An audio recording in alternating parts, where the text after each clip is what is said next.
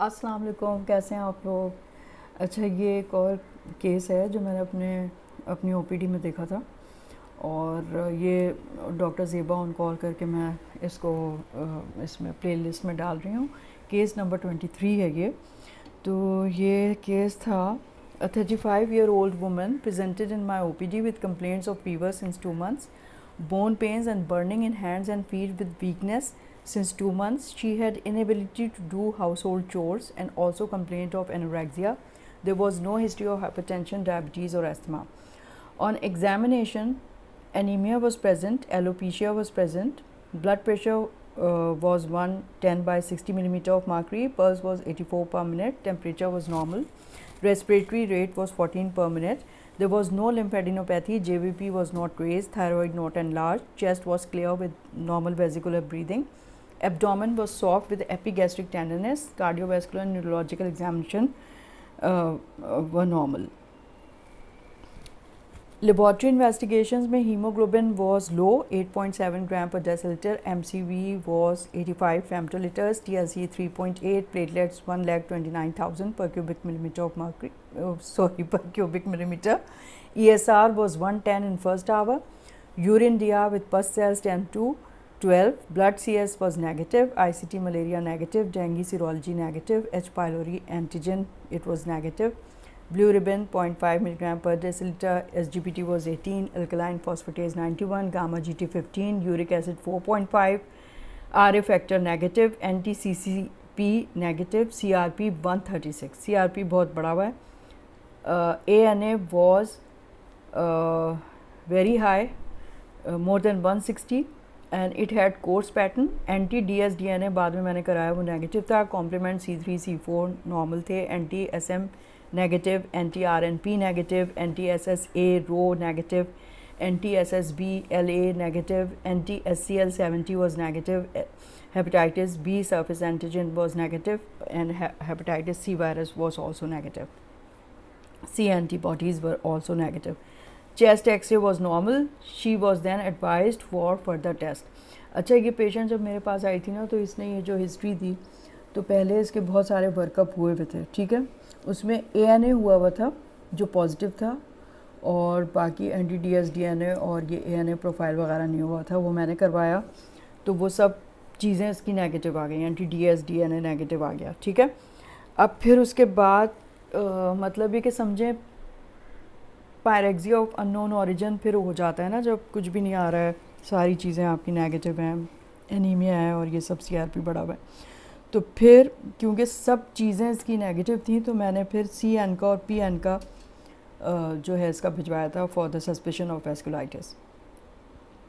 फिर ये मेरे पास रिपोर्ट लेके आई नेक्स्ट टाइम तो लेटर द PN का वॉज पॉजिटिव एंड CN का was negative. Final diagnosis of vasculitis was made, ठीक है. अब अच्छा, ऐसे कोई इस तरह के कोई लिम्फ नोड या वो नहीं था कि मैं उसकी बायोप्सी करा के देख लेती, क्योंकि आपको पता है कि वेस्कुलाइटिस की फिर जो डेफिनेटिव डायग्नोसिस है ना वो उससे ही होती है, बायोप्सी से. तो वेस्कुलाइटिस इसकी डायग्नोसिस है, यानी कि PN का पॉजिटिव वेस्कुलाइटिस था इसको, और PN का जो है ना वो फिर स्मॉल वेसल्स वेस्कुलाइटिस में पॉजिटिव होता है. तो अब मैं थोड़ा सा आपके लिए लिख लिया था कि vasculitis is a clinico pathologic process characterised by inflammation and damage to the blood vessel. The vessel lumen is compromise and this is associated by ischaemia of the tissue supplied by involve vessels. यानी कि जो भी उसमें vasculitis में inflammation हो रही है तो उससे उसकी जो ल्यूमेन है उसका कैलिबर जो है वो स्टीनोस हो जाता है, और फिर जिन जिन जगहों पे वो टिश्यू पे सप्लाई कर रहा है तो उसकी इस्चीमिया की वजह से फिर ये सारे साइन सिम्टम्स होते हैं. A broad and heterogeneous group of syndromes may result from this process. Vasculitis may be primary or sole manifestation of the disease or it may be secondary component of another disease. तो primary भी हो सकता है, बाकी आप secondary देख लें, कोई हेमेटोलॉजिक अदर डिसऑर्डर तो नहीं है, यानी कि SLE में हो सकता है और जो है रिमेटॉइड आर्थराइटिस वगैरह में हो सकता है, ठीक है. तो इसको सब चीज़ें नेगेटिव आ गई थी ना, तो प्राइमरी वेस्कुलाइटिस फिर इसकी डायग्नोसिस बन रही है. तो फाइनल डायग्नोसिस हमने वेस्कुलाइटिस किया. लेटर द PN के वॉज पॉजिटिव. PN का was positive and C N का वॉज नेगेटिव, तो हमने वास्कुलाइटिस बना लिया।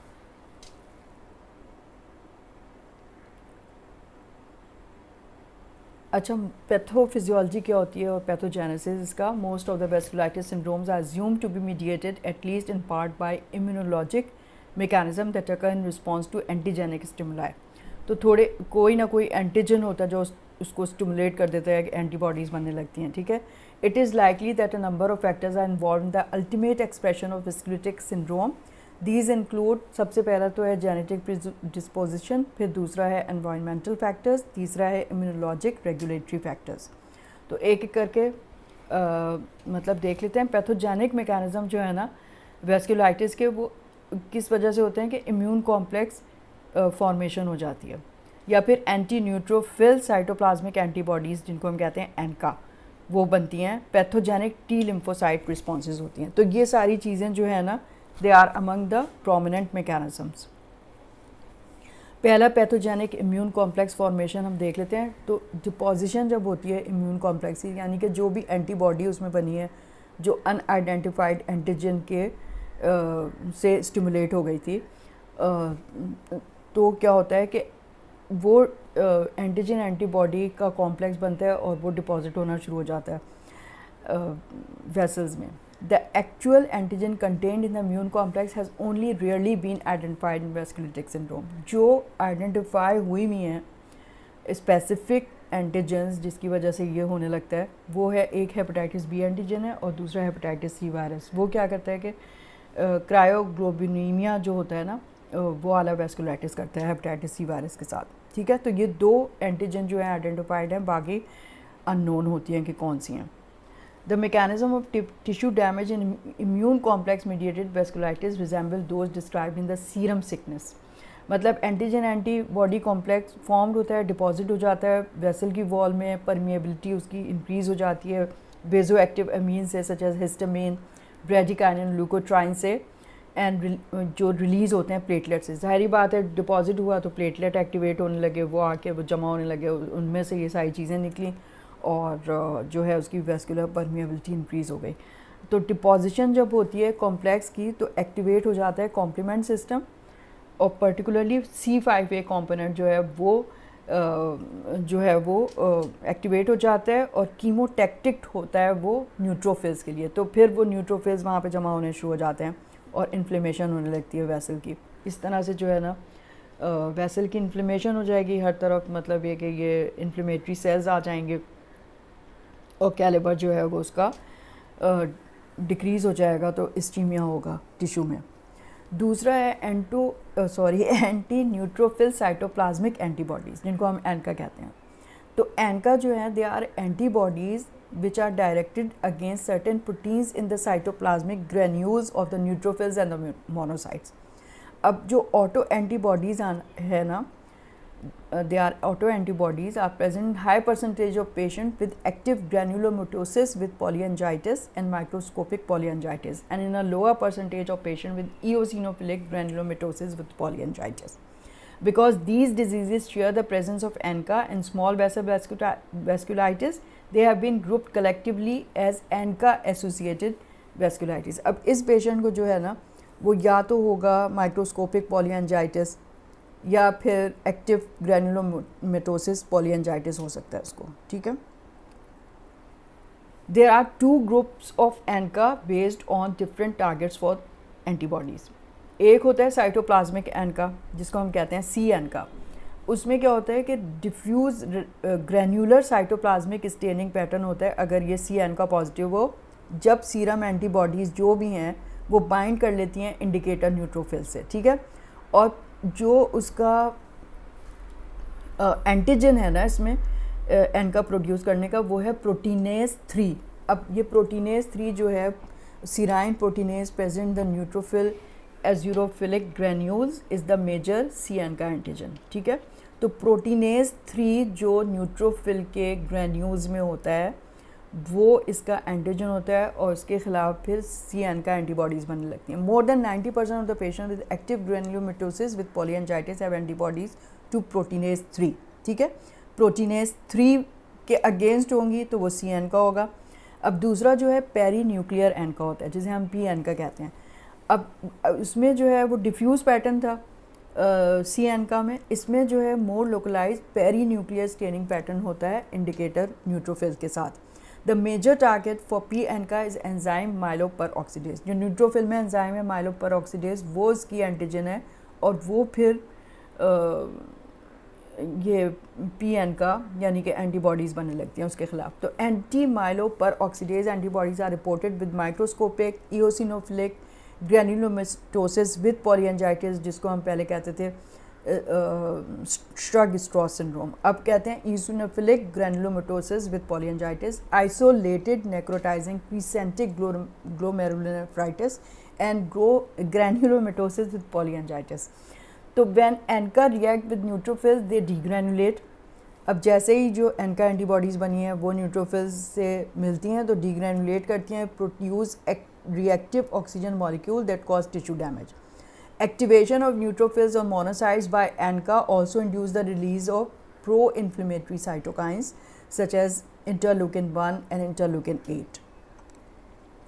अब इसमें पैथोजेनिक टी लिम्फोसाइट का भी रिस्पॉन्स है और ग्रैनुलोमा फॉर्मेशन हो जाती है उसकी वजह से। तो histopathologic feature of granulomatous vasculitis has provided evidence to support the role of pathogenic T lymphocyte response and cell-mediated immune response.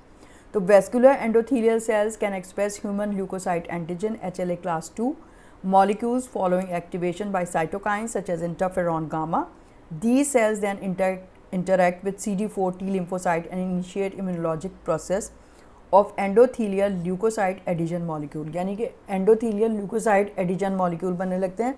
तो और एंडोथीलियल सेल सिक्रीट करते हैं interleukin one which activates T lymphocytes and initiate immunologic process within the blood vessels. तो vascular endothelial adhesion molecule VM जिन्हें कहते हैं, may enhance the adhesion of the leukocyte to endothelial cells in the blood vessels. तो जितने endothelial cells addition molecule से वो vessel wall में adhere करते जाएंगे, उतना जो है वो ल्यूमन छोटा होता जाएगा और फिर उसके बाद टिश्यू में इस्कीमिया हो जाएगा।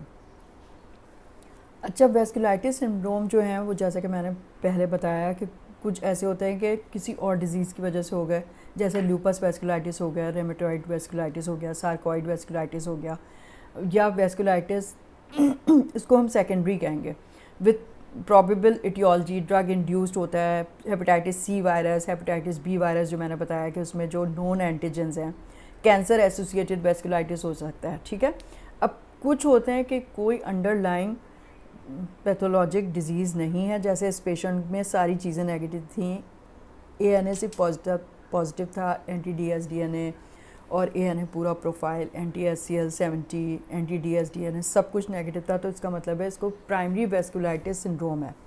तो वो कौन कौन से हो सकते हैं? ग्रैनुलोमेटोसिस with पॉलीएंजाइटिस, microscopic पॉलीएंजाइटिस, eosinophilic ग्रैनुलोमेटोसिस with polyangiitis जिसको पहले हम श्रग-स्ट्रॉस सिंड्रोम कहते थे, IgA वेस्कुलाइटिस यानी कि Henoch Schonlein purpura, cryoglobulinemic vasculitis, polyarthritis nodosa, Kawasaki disease, giant cell arthritis, Takayasu arthritis ये एक पेशेंट मैंने देखा था अपनी रेजिडेंसी के ज़माने में, टाकायासु आर्थराइटिस, प्रेजेंट भी किया था मैंने आर ऑडिटोरियम में इसको।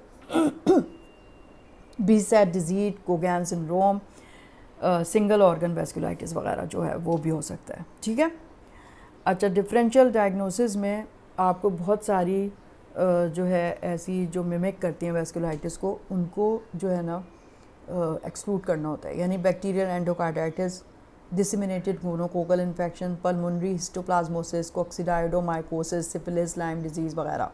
कोगुलोपैथीज़ में एंटी फॉस्फोलिपिड एंटीबॉडी सिंड्रोम जो होता है, थ्रोम्बोटिक थ्रोम्बोसाइटोपेनिक पर्प्यूरा, न्यूप्लाज्म में lymphoma, carcinomatosis, atrial myxoma, drug toxicity में भी cocaine, levamisole, amphetamine, ergot alkaloid, methysergide, arsenic. ठीक है, और द सार्कोइडोसिस वगैरह, बहुत लंबी लिस्ट है, तो ये चीज़ें एक्सक्लूड कर दें आप।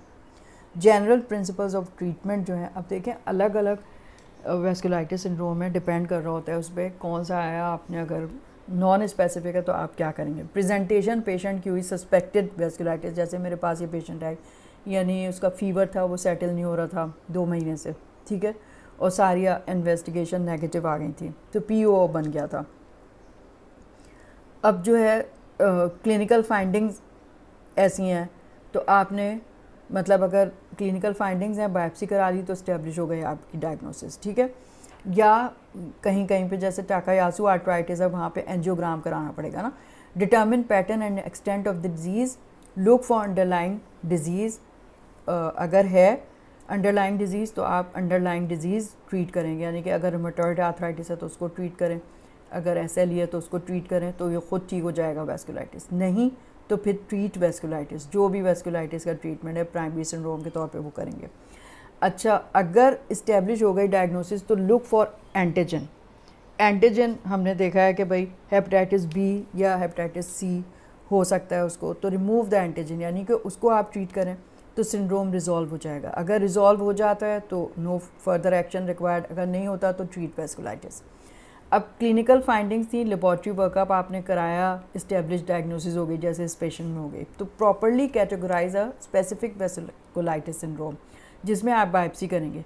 कैरेक्टरिस्टिक सिंड्रोम अगर आ रहे हैं, ग्रैनुलोमेटोसिस विद पॉलीएंजाइटिस या पॉलीआर्थराइटिस नोडोजा या टाकायासु आर्थराइटिस, तो फिर आप स्पेसिफिक ट्रीटमेंट देंगे उसको, ठीक है। अब इम्यूनोसप्रेसिव थेरेपी और कॉर्टिकोस्टेरॉइड इसका मेन स्टे ऑफ ट्रीटमेंट है, तो उसके साइड इफ़ेक्ट्स होते हैं बहुत, ठीक है। तो मतलब मैं थोड़ा सा आपको बता देती हूँ कि ग्लूकोकॉर्टिकॉइड्स ज़ाहिरी बात है कि आपको देने पड़ेंगे लॉन्ग टर्म, तो वो डिपेंड करेगा जो भी आपकी वेस्कुलाइटिस सिंड्रोम है उसमें आप देखेंगे कौन सी ड्रग जो है पहले दी जाती है। तो ऑस्टियोपोरोसिस, उसके फिर साइड इफ़ेक्ट्स होते हैं ना, कॉर्टिकोस्टेरॉइड में ऑस्टियोपोरोसिस हो सकता है, cataract, glaucoma, diabetes mellitus, electrolyte abnormalities, metabolic abnormalities, severe opportunistic infection, cushingoid features, ये सब हो सकता है, हाइपरटेंशन वगैरह। साइक्लोफॉस्फेमाइड है, फिर मीथोट्रेक्सेट है, एजाथियोप्रिन है, माइकोफिनोलेट मोफिटल है, रिटुक्सीमैब जो है ना विद किस में देते हैं हम, ग्रैनुलोमेटोसिस विद पॉलीएंजाइटिस एंड माइक्रोस्कोपिक पॉलीएंजाइटिस। रिटुक्सीमैब जो है एंटी-CD20 एंटीबॉडी होती है। और इसके अलावा टोसिलिजुमैब जाइंट सेल आर्थराइटिस में दिया जाता है, सेरिलुमैब पॉलीमाइल्जिया रूमेटिका में दिया जाता है, फिर मीपोलिजुमैब इओसिनोफिलिक ग्रैनुलोमेटोसिस विद पॉलीएंजाइटिस, ट्रग स्ट्रॉज जिसको हम कहते थे पहले, ठीक है।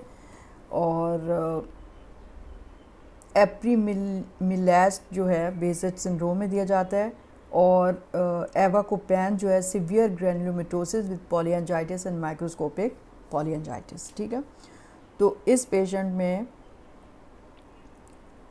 जो है फिर अभी कॉर्टिकोस्टेरॉइड शुरू किया, फिर देखेंगे इसका, क्योंकि काफ़ी बेहतर हो गई है वो उससे, ठीक है। रेफरेंस मैंने वहीं से लिया है, Harrison principle of internal medicine 22nd edition 2025, जो लेटेस्ट मेरे पास आ चुका है। तो आप लोग प्लीज़ मुझे, अच्छा मैं वेस्कुलाइटिस पे जो है ना आपको लॉन्ग केस भी मैंने करवाया था, तो मेन थोड़ी थोड़ी चीज़ें, जैसे क्योंकि ज़रूरी नहीं है कि वेस्कुलाइटिस ही आ जाएगा आपको, लेकिन अगर कोई भी जैसे रिमेटॉइड आर्थराइटिस आ गया या आपके पास SLE का केस आ गया, तो ज़ाहिर है उसमें वेस्कुलाइटिस होता है, तो बहुत सारी चीज़ें आपसे पूछी जा सकती हैं। तो पैथोलॉजिक मेकैनिज़म में आप सिंपली आप अगर याद रखेंगे ना, जेनेटिक प्रीडिस्पोजिशन हो जिन पेशेंट में, एनवायरमेंटल फैक्टर्स ऐसे हों, और जैसे क्या है, फिर दूसरा इम्यूनोलॉजिक प्रोसेस, यानी कि इम्यून रेगुलेटरी प्रोसेस में जो है वो कुछ ख़राबियाँ हो जाएं तो फिर ये वेस्कुलाइटिस होता है, ठीक है। तो इतना थोड़ा सा आप मैकेनिज़्म और वो याद कर लें, और ये पता होना चाहिए कि भाई डिपोजिशन ऑफ इन्फ्लेमेटरी इन्फिल्ट्रेट, और उसमें से जो मीडिएटर्स, इन्फ्लेमेटरी मीडिएटर्स निकल रहे हैं, फिर T सेल और कॉम्प्लीमेंट सिस्टम एक्टिवेट हो रहे हैं, उनकी वजह से इंटरल्यूकिन 1, इंटरल्यूकिन 8, ये सब ट्यूमर नेक्रोसिस फैक्टर वगैरह जो बनते हैं वो फिर डिस्ट्रॉय करने लगते हैं, ठीक है, इम्यून कॉम्प्लेक्स जब डिपॉजिट होता है। तो ये चीज़ जो है आपको अच्छी तरीके से आनी चाहिए, ठीक है। ओके, प्लीज़ फिर मुझे ज़रूर लिखिएगा आप लोग के कैसा आपको लग रहा है लेक्चर। अब तो मैंने क्लिनिकल एग्जामिनेशन भी आप लोग के लिए शुरू कर दिया, तो पहला मैंने किया था रेस्पिरेटरी सिस्टम का, तो मुझे कुछ लोगों ने लिखा लेकिन बहुत ज़्यादा किसी ने भी कमेंट नहीं किया उसमें, तो प्लीज़ अगर आपने नहीं देखा है तो आप देख लीजिएगा, फिर मुझे बताइए। ठीक है, thank you so much. Okay, खुदा हाफिज़, खुदा हाफिज़।